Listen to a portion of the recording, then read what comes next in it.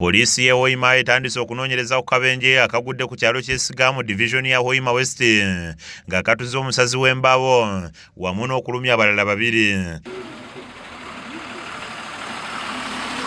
Akabenje kano kagudde ku luguudo lwa Hoima Kayisotonya ku ssaawa 3 ez'okumakya ng'afudde ategeerekeseeko ssaamu era ng'abadde avuga emmotoka ekika kya Sahara namba UAG 727F ng'ono abadde ne banne 2 nga bagenda kusala mbaawo ng'atomedde ekimotoka kya Isuzu ekyetikka enduli z'emiti namba UAT 335K ekibadde kiyimiridde ng'omugoba waakyo abadde amulinze bagendere wamu okusala emiti.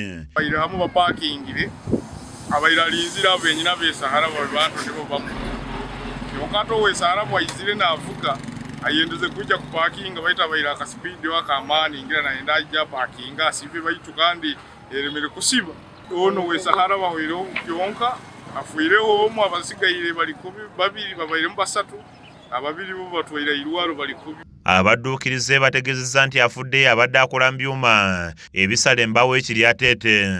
Tukusasa munabazaire gyo tukaferwa abantu bana ati hana feiroho omu ati aro 2 babatwira irwaire bakubojaho iki.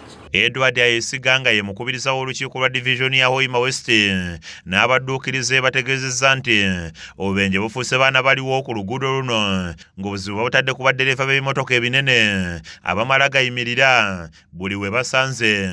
Ekirezero obuzibu tubaire kintu kimu kiyonka nti abantu aba bakupakinga ebimotoka hari okuudo hano tibakuteeka mu parking bakuteeka hali bakasangira. Accident hamuhanda guno zikanyiraine muno hanyuma ya ebimotoka ebikoto muno kujja nibipakinga muhanda guno hanyuma yo muhanda gulo ogubyatwarwago gw'amasindi kuba gwafuniremu okwemerezebwa. Omwogezi wa poliisi mu bendobendo lya Muttanzige Julius Alan Akiza gwe tufunye okuyita ku lukomo lw'essimu akakasizza akabenje kano ng'alabudde abagoba b'ebidduka okuba beegendereza nga bali ku nguudo. So emmotoka eryanaga abetomire balya irwaro then ebinde na passenger actually passenger maferira on the spot passenger we aferira on spot passenger birali mu motoka ya UAG 727F turengo twa respective level ya traffic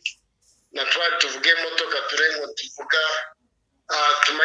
when we are mindful of others. Akabenje kano we kagwiriddewo nga wakayita w'ennaku 2 mmotoka y'abasuubuzi namba UBF 211F bwe yakutte omuliro yonna n'esaanawo yabadde mu kibira ky'e Budongo ku luguudo oluva e Masindi okudda e Buliisa. Mugisa Charles yakusakidde eggulire lino ku KSTV Agalero.